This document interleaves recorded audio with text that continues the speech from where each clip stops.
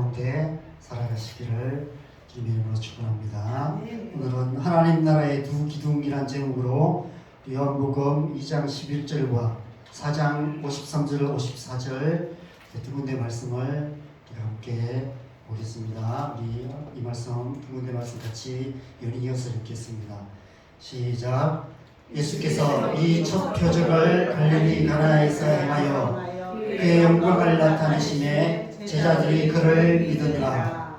그의 아버지가 예수께서 내 아들이 살아있다 말씀하신 그때인 줄 알고 자기와 그 온 집안이 다 믿으니라. 이것은 예수께서 유대에서 갈릴리로 오신 후에 행하신 두 번째 표적이니라. 아멘. 제가 주님을 인격적으로 만나고 나서 가장 많이 했던 질문 중에 하나는 하나님 나라에 대한 질문이었던 것 같습니다. 하나님의 백성이라면 당연히 하나님의 나라를 위해서 살아야 한다는 생각이 들었기 때문입니다. 하나님 나라를 위해서 사는 것이 어떤 삶일까 하는 질문이 제 마음속에 떠나지 않았고 그 질문이 저를 지금까지 인도해 온 것 같습니다. 저는 지금도 여전히 이 질문을 하며 살아가고 있습니다. 하나님 나라를 위해서 살아가는 게 무엇일까? 나는 지금 하나님 나라를 위해서 살고 있는가? 내가 살아가는 하루하루의 삶이 하나님 나라에 어떤 의미가 있는가? 이런 질문을 계속해서 하며 살아가고 있습니다. 여러분, 우리는 하나님의 백성들입니다. 장차 완성될 하나님 나라에 들어가게 될 하나님의 백성일 뿐 아니라 이미 이 땅에 이미 우리 가운데 임하신 그 하나님 나라를 살아가는 하나님의 백성들입니다. 하나님의 백성으로서 하나님의 백성답게 살아가야 합니다. 이 세상이 아니라 하나님 나라를 살아가야 되죠. 하나님 나라의 방식으로 살아가야 합니다. 이 세상이나 세상에 있는 것들을 사랑하며 세상을 추구하는 것이 아니라 하나님의 뜻을 행하는 삶을 살아가야 합니다. 뭘 먹을까, 뭘 마실까, 뭘 입을까 염려하지 않고 언제 어디서 무엇을 하든지 하나님의 나라와 그 의를 구하는 삶을 살아가야 합니다. 우리의 삶이 하나님 나라의 표적이 되는, 하나님 나라의 표적이 나타나는 그런 삶이 되어야 하는 것이죠. 사도 요한은 이 요한복음을 기록하면서 예수님께서 행하신 수많은 표적들 가운데 갈릴리 가나에서 행하신 두 가지 표적을 하나님 나라의 두 표적이라고 강조하여 기록하고 있습니다. 첫 번째 표적은 요한복음 2장의 갈릴리 가나의 혼인잔치에서 물을 포도주로 만드신 표적이었습니다. 아무런 기쁨이 없는, 아무런 즐거움이 없는 밍밍한 맹물 같은 우리의 인생, 우리의 존재를 포도주 같은 존재로 변화시켜 주시는 것. 그래서 우리 안에 세상이 줄 수 없는 어떤 밖에서 찾아 헤매는 그런 기쁨이 아니라 우리 안에서 솟아나는 하늘의 기쁨, 하늘의 기쁨으로 충만케 하시는 것. 그것이 예수님께서 보여주시는 하나님 나라의 첫 번째 표적이라고 사도 요한은 말씀합니다. 여러분 안에 그 첫 번째 표적이 있으십니까? 우리 안에, 내 안에서 솟아나는 기쁨이 있으십니까? 그래서 요한복음 4장에서 예수님이 사마리아 우물가를 찾아가셔서 그 우물가의 여인을 만나시고 그 여인에게 그 속에서 영생하도록 솟아나는 생물을 주실 것을 말씀하세요. 우리 안에 성령을 주셔서 그 성령으로 말미암는 하늘의 기쁨을 솟아나게 하시겠다라고 약속하고 계시는 것입니다. 우리가 예수님을 믿을 때 우리가 그런 존재가 된다는 거예요. 예수님을 믿고 예수님을 영접하게 되면 우리 안에 성령께서 오셔서 우리 안에서부터 하늘의 기쁨이 솟아나게 하시는 그런 존재가 되게 하시는 것. 그것이 하나님 나라의 첫 번째 표적이에요. 하나님 나라는 하늘의 기쁨이 넘치는 혼인잔치와 같다는 것입니다. 그래서 혼인잔치에서 첫 번째 표적을 하시는 것입니다. 그리스도인의 첫 번째 표적, 교회의 첫 번째 표적은 기쁨입니다. 신앙생활에 기쁨이 있어야 돼요. 교회 생활에 하나님 나라의 기쁨이 충만해야 합니다. 만약 그렇지 못하다면 우리는 지금 하나님 나라의 삶을 살고 있지 못한 거예요. 뭔가 문제가 있는 것입니다. 그런 때가 있었죠. 그죠? 아마 여러분 신앙생활 가운데 기쁨이 가득했을 때가 있었을 겁니다. 교회 생활 가운데 기쁨이 가득했을 때가 있었을 것입니다. 저도 그런 때가 많았고요. 지금도 있습니다. 옛날에는 더 많았어요. 교회 가는 게, 교회 늦을까봐 막 뛰어가고요. 교회 못 가게 될까봐 막 안절 막 부절하고, 혹시라도 교회 못 가게 될까봐 막 이렇게 저희 부모님이 반대하셨기 때문에, 부모님 혹시 아버지가 때문에 교회 못 가게 될까봐 이렇게 조바심 느끼면서 아버지 방에 계실 때 몰래 확 빠져나가고 이렇게 교회를 갔었던 그런 때가 있었습니다. 일부라도 늦을까봐 막 뛰어다니고 그랬던 때가 있었던 것 같아요. 근데 우리의 신앙생활 가운데, 교회 생활 가운데 어느 순간에 그 기쁨이 없고 신앙생활 가운데 기쁨이 없다면 뭔가 문제가 있다. 창세기 26장에 보면 이삭이 그랄 골짜기에서 블레셋 사람들이 메워버렸던 아브라함의 우물을 다시 팝니다. 마치 그런 것 같아요. 그 기쁨의 샘이 있었는데 그게 메워져 버렸어요. 뭔가 그것을 다시 파야 하는 그런 시간이 필요한 것 같습니다. 그 메워진 우물을 다시 파서 우리 안에 그 성령의 생수가 다시 솟아나게 되는 그런 은혜가 필요한 것이죠. 저와 여러분 안에 그런 은혜가 있기를 바랍니다. 그래서 세상이 줄 수 없는 그 하나님 나라의 기쁨이 다시 솟아나는 그런 은혜가 있기를 바랍니다. 그래서 우리의 신앙생활에 기쁨이 충만하고 우리의 교회 생활이 기쁨이 가득한 그런 교회 생활 되기를 바랍니다. 네. 지난주에 함께 나누었던 두 번째 표적은 예수님께서 이제 예루살렘에서 사마리아를 지나서 다시 갈릴리 가나로 가셨을 때 병으로 죽어가고 있었던 가버나움의 왕의 신하의 아들을 고치신 사건을 두 번째 표적이라고 기록하고 있습니다. 여러분, 우리 안에 미래에 대한 염려가 있어요.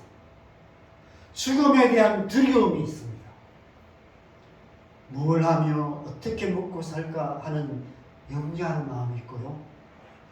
불확실한 미래에 대한 두려움도 있고, 질병이나 사고나 죽음에 대한 막연한 공포가 우리 안에 있습니다. 특별히 질병에 대한 두려움이 있어요. 저도 나이가 들어가니까 여기저기가 막 아프고 먹는 약이 지금 세 종류의 약을 매일 먹고 있습니다. 안 먹으면 여기저기가 아프기 시작하고 뭐 이러는 그런 이제 모습을 봐요. 건강검진을 해야 되는데 가기가 겁나요. 혹시 건강검진 했다가 뭔가 큰 병이 발견되면 어떡하나 이런 두려움이 있습니다. 여러분, 질병이 우리에게 두려움을 주는 이유는 죽음과 관계가 있기 때문에 그래요. 어떤 병이든 죽음과 연결이 안 되면 별로 호들갑들 필요가 없어요.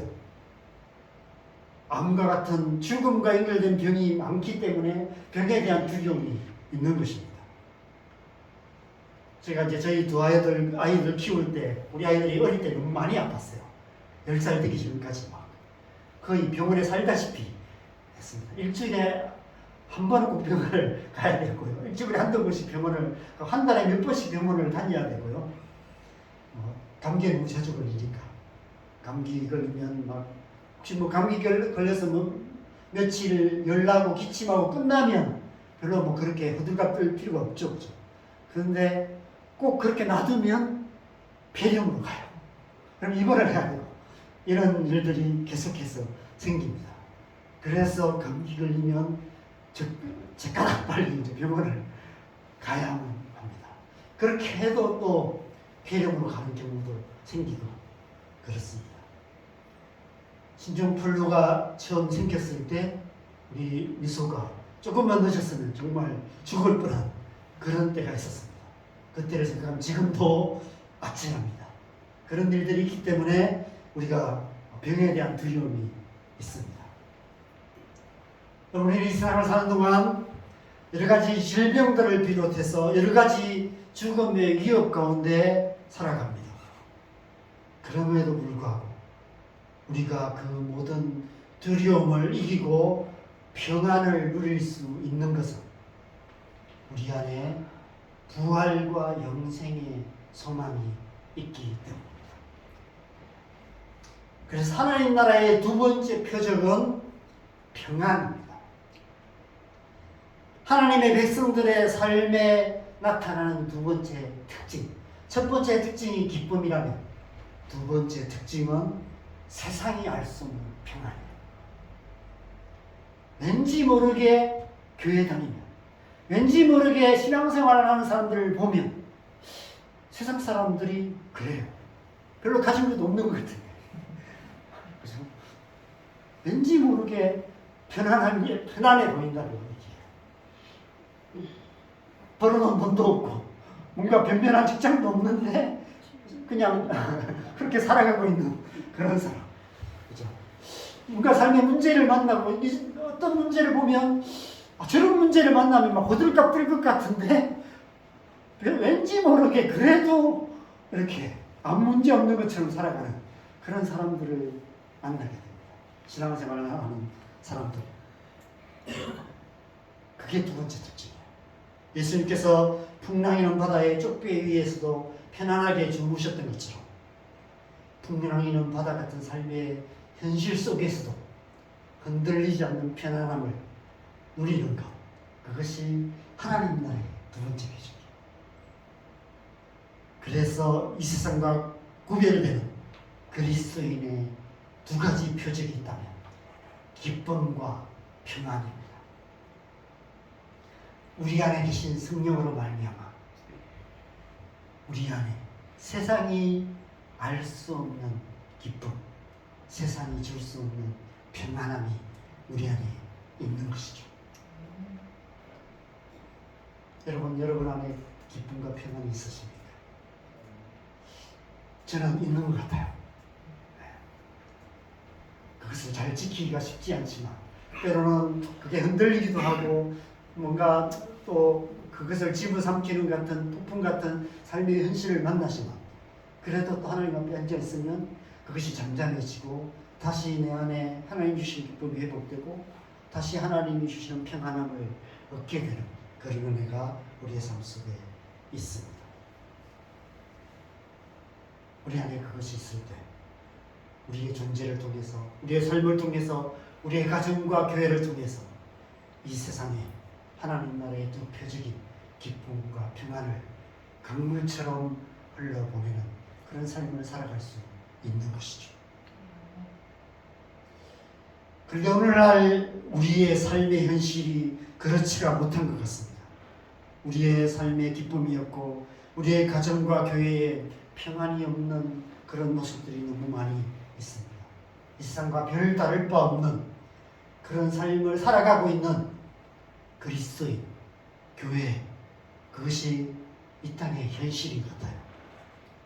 하나님 나라의 표적이 잘 나타나지 않는 그런 현실. 그래서 전도가 잘 안 되는 것 같습니다. 무엇이 문제일까요? 어떻게 우리는 우리의 삶을 통해서 하나님 나라의 표적을 나타낼 수 있을까요? 어떻게 교회가 기쁨과 평안이 충만한 하나님 나라의 공동체가 될 수 있을까요? 여러분, 이 두 가지 표적에는 세 가지 공통점이 있습니다. 저는 이 세 가지 공통점을 통해서 어떻게 우리가 이 하나님 나라의 두 표적을 나타내는 그런 삶을 살아갈 수 있는가 하는 것에 대해서 오늘 함께 생각해 보려 합니다. 하나님 나라를 이루는 세 가지 원리가 아닐까 하는 생각이 듭니다. 이 두 표적에 나타나는 첫 번째 공통점이 있습니다. 어떻게 이 표적이 나타나는가? 첫 번째 표적은 기도였습니다. 첫 번째 표적에서 예수님의 어머니가 예수님께 요청합니다. 2장 3절에 보면 포도주가 떨어진지라 예수의 어머니가 예수에게 이르되 저들에게 포도주가 없다 하니 요청했어요. 여러분, 기도는 요청이에요. 기도는 하나님께 정중하게 요청하는 거예요. 당연한 권리를 주장하는 것이 아니라 하나님의 호의를 구하는 거예요. 이 어머니의 요청에 대해서 예수님께서 4절에 그죠? 여자여 나와 무슨 상관이 있나이까? 이렇게 대답해요. 여러분, 혼인잔치에 포도주가 떨어진 것이 예수님과 무슨 상관이 있어요? 예수님은 혼인잔치도 아닌데 예수님께서 해결할 수 있는 문제가 아니에요. 혼인잔치에 포도주가 떨어졌다는 것은 이 주인이 해결해야 될 문제죠. 그런데 예수님의 어머니가 예수님께 요청을 합니다. 그런데 예수님께서 그 요청에 응답하셔서 물을 포도주로 만들어 주십니다. 여러분, 이것이 기도예요. 기도는 은혜를 구하는 거예요. 은혜라는 것은 자격이 없는 자에게 값없이 베풀어주는 후의입니다. 그래서 누구나 기도할 수 있어요. 어떤 자격이 있어서가 아니에요. 우리 중 그 누구도 기도할 자격이 있는 사람은 아무도 없습니다. 그냥 예수님의 이름을 의지하여 기도할 뿐이에요. 오직 예수님의 이름으로 우리가 기도할 때 하나님께서 우리의 기도를 들어주시는 것입니다. 하나님께서 호의를 베풀어 주시는 거예요. 우리의 삶의 문제, 하나님과 아무 상관이 없는 거예요. 하나님 우리의 삶의 문제를 해결 안 해주셔도 하나님께 아무런 해가 되는 것이 아닙니다. 하나님께서 우리의 삶의 문제를 해결해 주시는 것이 하나님 나라의 어떤 유익이 되는 것도 아니에요. 그런데 우리가 예수님의 이름으로 기도할 때 하나님께서 우리의 기도를 들어주시고 호의를 베풀어 주시는 거예요. 그것이 기도입니다. 우리가 하나님의 말씀대로 잘 살아서 기도할 수 있는 자격이 생기는 것이 아닙니다. 엉망진창으로 살고 하나님의 말씀대로 못 산다 할지라도 우리는 기도할 수 있습니다. 요청할 수 있어요. 하나님 호의를 베풀어 달라고 요청할 수 있습니다. 예수님의 이름으로. 우리가 행한 선한 일이 자격 조건이 되는 것이 아닙니다. 목사라는 직분, 장로라는 직분, 권사라는 직분, 집사라는 직분이 기도의 자격이 되는 것이 아닙니다. 제자 훈련 받아서 기도하는 방법을 잘 익혀야만 기도할 수 있는 자격이 생기는 것이 아닙니다. 그냥 예수님의 이름으로 요청하는 거예요. 예수님의 어머니는 그냥 단순하게 요청했어요. 혼인잔치에 포도주가 떨어졌다는 소식을 들었고 그냥 그 소식 듣고 예수님께 가서 포도주가 떨어졌다라고 요청을 했어요. 예수님께서 그 요청을 들으시고 물을 포도주로 만들어 주신 것입니다. 누구든지 예수님의 이름으로 기도하면 어떤 기도든 하나님께서 응답해 주시는 것이죠. 오직 예수, 오직 믿음으로 하나님의 은혜를 구하면 하나님께서 은혜를 베푸십니다. 하나님은 은혜의 하나님이시기 때문에. 두 번째 표적에서는 왕의 신하의 간청이 있었습니다. 4장 47절에 보면 예수님께서 유대로부터 갈릴리로 오셨다는 소식을 듣고 그가 갑니다. 예수님께 가버나움에서부터 갈릴리 가나로 가서 청합니다. 내려오셔서 내 아들의 병을 고쳐주소서. 병으로 죽어가는 아들을 위해 아버지가 간절한 마음으로 예수님께 간구하고 있는 거예요. 왕의 신하가 목수의 아들에게 간청합니다. 내려오셔서 고쳐주소서. 여러분, 기도는 간청입니다. 내려오셔서 고쳐주소서라고 간절히 요청하는 것입니다. 내려오셔서 우리의 문제를 해결해 주소서라고 간절히 요청하는 것입니다. 내려오셔서 우리를 도와주십시오라고 간절히 요청하는 것입니다. 여러분, 만약 우리의 인간적인 노력으로 해결할 수 있는 문제라면 그렇게 간절히 요청할 필요가 없습니다. 그냥 해결하면 돼. 사람의 도움을 받아서 해결할 수 있는 문제라면 사람의 도움을 받으면 됩니다. 의사에게 가서 약을 처방받아서 해결할 수 있는 병이라면 그렇게 하면 돼요. 여러분, 그래 아프면 병원 가셔야 돼요. 약을 먹어야 됩니다. 사람의 도움이 필요하면 사람의 도움도 받아야 돼요. 그런데 우리의 인생에는 우리의 힘으로, 사람들의 도움으로, 이 세상의 과학 기술로 어떤 것으로도 해결할 수 없는 문제가 있습니다. 영적인 문제가 있어요. 영혼을 구원하는 문제가 있습니다. 우리의 삶의 많은 문제들 가운데 어떤 문제들은 우리의 힘으로 해결할 수 없는 문제들이 있습니다. 왕의 신하, 모든 권력을 갖고 있었지만, 할 수 있는 것을 다 해봤지만 자기 아들의 병을 고칠 수가 없었어요. 그래서 예수님을 찾아가서 간청합니다. 내려오셔서 라고 얘기합니다. 내려오셔서 고쳐주소서라고 간청합니다.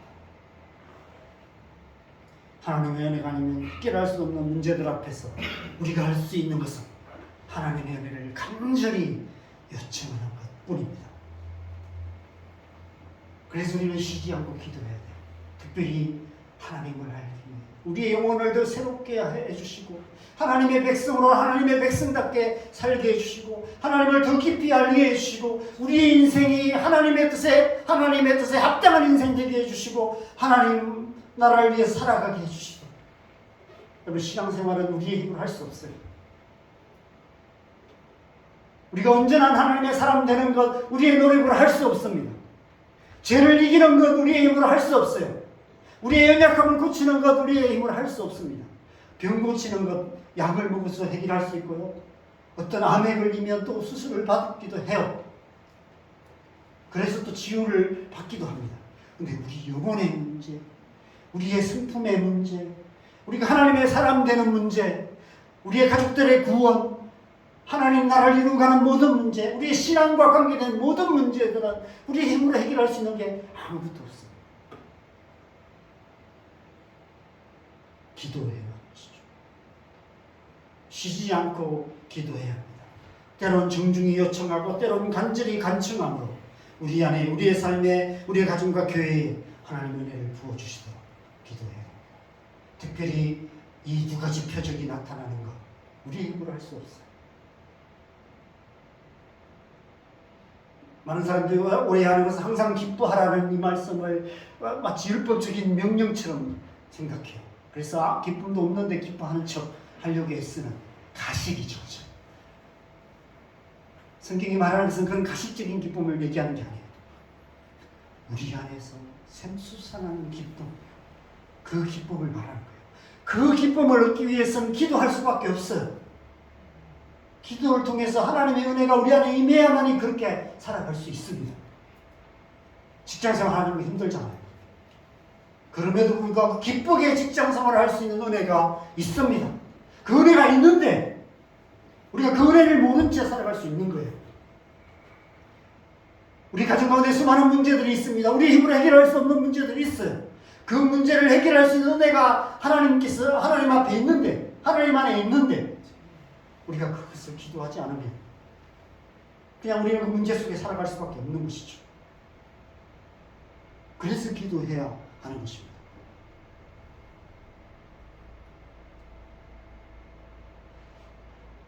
하나님 나라의 표적이 나타나도록 기도해야 합니다. 기도를 통해서 우리는 기쁨으로 충만하며 평안이 넘치는 삶을 살아갈 수 있는 것입니다. 이 앞에 이 말을 같이 한번 읽어볼까요? 같이 읽겠습니다. 시작. 기도는 하나님께서 우리의 삶 속에 개입하시도록 그분의 뜻이 우리의 문제들 속에 나타나시도록 초대하는 것이다. 아브라함, 요시와 헤셀이 기도에 대해서 한 말입니다. 기도는 하나님을 초청하는 것입니다. 기도는 성령을 초대하는 것입니다. 우리 안에 우리의 삶의 모든 문제들 가운데 성령을 초대하는 것입니다. 우리의 가정에, 우리의 교회에 성령을 초대하는 것입니다. 여러분, 이 시간 성령께서 저와 여러분 안에, 우리의 가정과 교회 안에 충만하게 임하시고 역사하시기를 간절히 소망합니다. 아멘. 그리할 때 우리 안에 기쁨과 평안이 충만하게 될 줄 믿습니다. 두 번째 공통점이 있습니다. 첫 번째 공통점은 기도였습니다. 기도를 통해서 이 표적이 나타났습니다. 두 번째 공통점은 그 초대에 대한 응답으로 예수님의 말씀이 있었다는 것입니다. 2장 5절과 4장 50절 같이 연이어 읽겠습니다. 시작. 그의 어머니가 하인들에게 이르되 너희에게 무슨 말씀을 하시든지 그대로 하라 하니라. 예수께서 이르시되 가라, 내 아들이 살아있다 하시니 그 사람이 예수께서 하신 말씀을 믿고 가더니.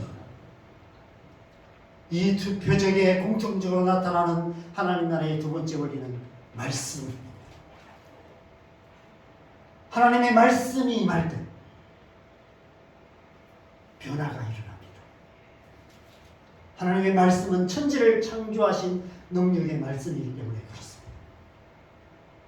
말씀으로 천지를 창조하신 하나님께서 우리에게 말씀하실 때 그 말씀이 우리의 심령에 임하면 우리의 심령이 변화되고, 그 말씀이 우리의 삶에 임하면 우리의 삶이 변화되고, 그 말씀이 우리의 가정에 임하면 우리의 가정이 변화되고, 그 말씀이 우리 교회에 임하면 교회가 변화되고, 그 말씀이 이 땅에 임하면 이 땅이 변화되는 줄 믿습니다. 하나님의 말씀이 우리의 삶에 새 일을 행하시는 것입니다. 그 말씀이 우리의 삶에 하나님 나라의 표적으로 나타나는 거예요.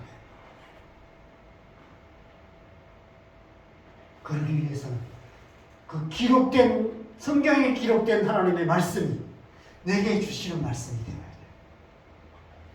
레마의 말씀이라고 얘기하죠. 그래서 우리는 하나님의 말씀을 묵상하는 것입니다. 하나님의 말씀을 귀 기울여 들어야 되는 거예요. 설교를 통해서 여러분 10년 가운데 말씀하시는 말씀을 들어야 돼요. 오늘 제가 많은 말씀을 말하지만 그 중에 한 구절이라도 여러분의 마음에 와닿는 말씀이 있다면 그 말씀이 여러분의 심령을 변화시키는 하나님의 말씀이 될 줄 믿습니다.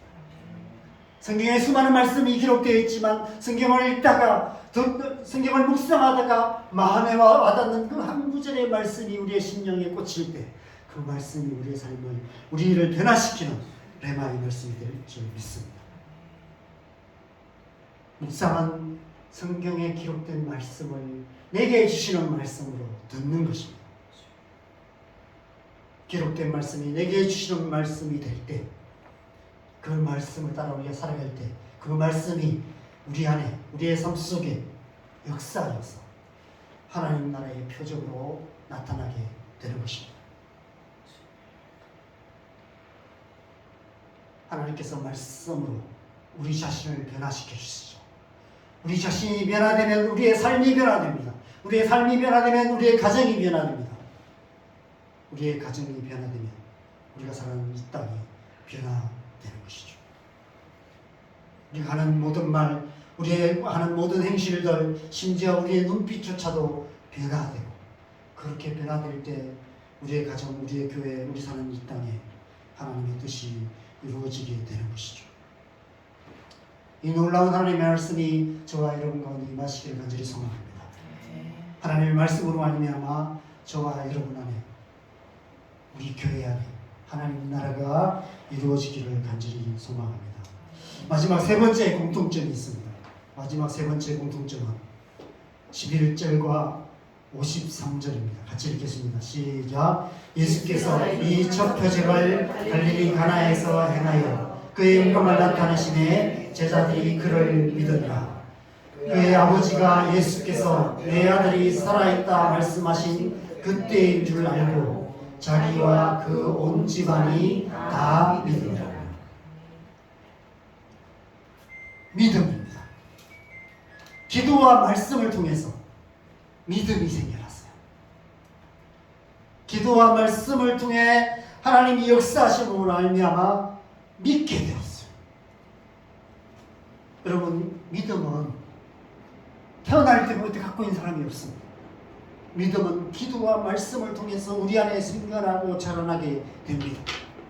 믿음으로 우리는 하나님 앞에 더 나아가게 되고 우리의 삶의 모든 문제들로부터 구원을 얻고 하나님 나라의 기쁨과 평안을 맛보게 돼요.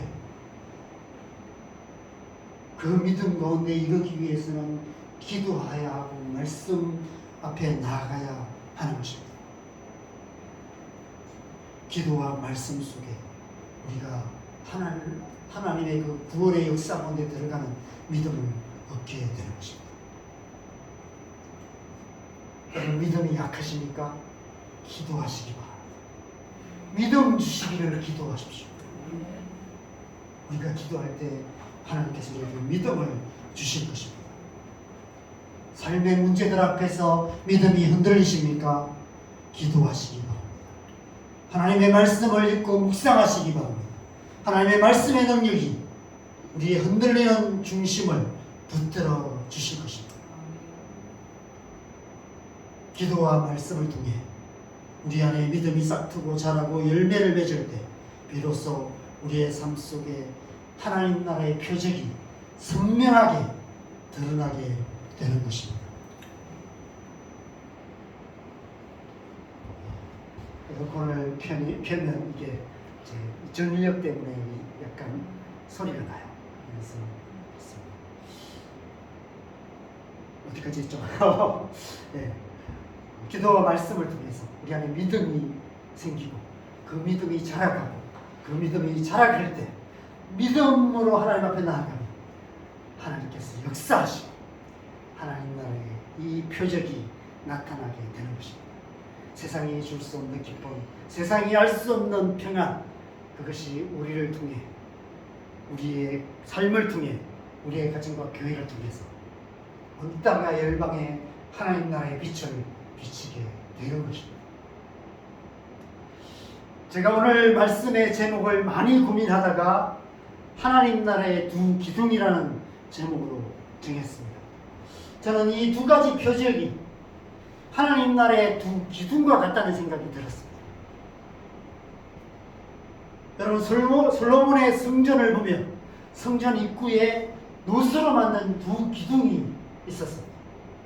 하나님께서 노스로 두 기둥을 만들어 세우라라고 명하셨어요. 그래서 솔로몬이 성전을 지으면서 두 녹기둥을 이 성전 입구에 세웠습니다. 야긴과 보아스라는 이름으로 세웠습니다. 야긴이라는 뜻은 그에게 능력이 있다라는 뜻입니다. 보아스라는 뜻은 그가 이루신다 이런 뜻입니다. 제사장들이 이 두 기둥 사이를 지나서 성전으로 들어갔고 성전 안에서 하나님을 만났습니다. 그런데 하나님께서 이 두 기둥을 노스로 만들라고 하셨어요. 여러분 아시다시피 노스는 금처럼 빛을 냅니다. 그런데 시간이 지나면 그 빛을 잃게 돼요. 무기스러워요. 그럼 빛을 잃게 됩니다. 제가 자료를 찾아보지 않았지만 제가 추측하기에 제사장들의 역할 중에 분명히 이 두 녹기둥을 반짝반짝 빛나게 날마다 닦는 것, 그것이 제사장의 중요한 역할 중에 하나였지 않을까 이런 생각이 들었습니다. 제사장이 날마다 하는 일들, 사단이 높고 올라가서 막 녹기둥 닦는 것, 그런 일을 하지 않았을까. 이 녹기둥만 아니라 다 물두멍이나 모든 기구들, 성전 밖의 기구들을 노스로 만들거든요. 여러분 아시잖아요. 그죠? 유기그릇을 뭐 옛날에 저희 뭐 할머니들이 이렇게 지프로 모래 해가지고 이렇게 반짝반짝 유리나를 닦았잖아요. 그러면 금처럼 반짝반짝 빛을 냈습니다. 그래서 제사장들이 아마 이 두 녹기둥을 반짝반짝 빛나도록 매일 닦는 역할을 하지 않았을까 생각합니다. 야긴이라는 기둥, 그에게 능력이 있다. 그에게 능력이 있기 때문에 우리는 기도하는 것입니다. 날마다 기도로 이 야긴이라는 녹기둥을 반짝반짝 빛나게 닦아야 하는 것이죠. 그래서 우리는 날마다 기도해야 해요. 쉬지 말고 기도를 해야 합니다. 보아스라는 기둥, 그가 이루시기 때문에, 말씀으로 이루시기 때문에 날마다 우리가 우리에게 말씀하시는 하나님의 말씀을 묵상해야 하는 것입니다. 주의 말씀을 주야로 묵상함으로 보아스라는 그 기둥이 반짝반짝 빛나게 해야 하는 것이죠. 여러분, 하나님께서 성전의 입구를 동쪽으로 향하게 하셨어요. 왜 동쪽으로 향하게 하셨을까요? 태초에 에덴의 동쪽으로 쫓겨난 우리를 다시 하나님 나라로 돌아오게 하시기 위해서, 다시 하나님 나라로 돌아올 수 있는 문을 열어놓으신 것, 그것이 성전입니다. 그래서 성전 입구를 동쪽으로 향하게 하셨어요. 여러분, 한번 상상을 해보시기 바랍니다. 동쪽에서 해가 떠오릅니다. 동쪽에서 해가 뜨면 예루살렘 그 성의 높은 곳에 있던 예루살렘 성전 녹기둥에 햇빛이 비쳐요. 그러면 그 햇빛이 이 둥그런 녹기둥에 비쳐서 사방으로 빛을 냅니다. 예루살렘 성에 사는 그 하나님의 백성들이 아침에 눈을 떠서 그 예루살렘 성전을 바라볼 때 그 성전 녹기둥에서 비치는 그 빛을 바라보면서 하루의 삶을 시작하는 거예요.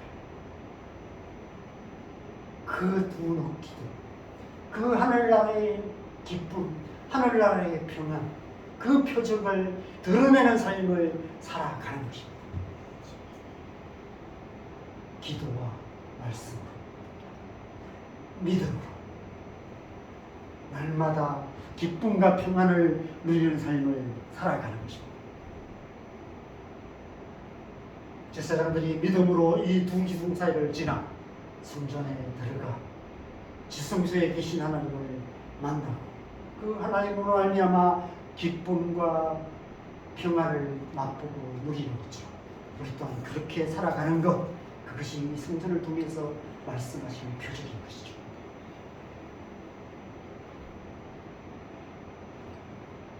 기쁨과 평안이 충만하면 우리 안에 감사와 찬양이 솟아나게 되는 것입니다. 그것이 곧 예배인 것이죠. 그래서 그렇게 하루하루를 예배자의 삶을 살아가는 것, 그것이 하나님의 백성의 삶이라는 사실을 이 두 표적을 통해서, 이 성전의 두 녹기둥을 통해서 우리에게 보여주시고 말씀해 주시는 것입니다. 이 두 녹기둥은 하나님의 두 팔과도 같습니다. 하나님께서 두 팔을 활짝 펴서 우리가 그 품으로 나오기를 기다리시며, 누구든지 어린아이처럼 달려와서 믿음으로 나와서 그 품에 안기도록 하나님께서 우리를 기다리고 계시는 것이죠. 우리가 어린아이처럼 그렇게 하나님 앞에 나아갈 때 그 품에 안겨서 기쁨과 평안을 누리게 되는 것입니다. 동쪽을 향해 빛을 발하는 성전 입구의 두 녹기둥은 온 세상이 주님께 돌아오기를 기다리시는 하나님 아버지의 마음입니다. 그 두 녹기둥처럼 지금 이 시간에도 예수님께서 두 팔 벌려 우리를 기다리고 계시는 것이죠. 수고하고 무거운 짐진 자들아, 다 내게로 오라. 내가 너희를 쉬게 하리라. 믿음으로 그 품에 나아가 하나님 나라의 기쁨과 평안을 우리는 줄 알고 계시기를 바랍니다. 우리의 삶을 통해서 하나님 나라가 이루어지게 될 줄 믿습니다. 함께 이 찬양했으면 좋겠습니다. 찬양하고 기도하는 시간 갖겠습니다. 찬송가 406장 함께 찬양하고 기도하겠습니다.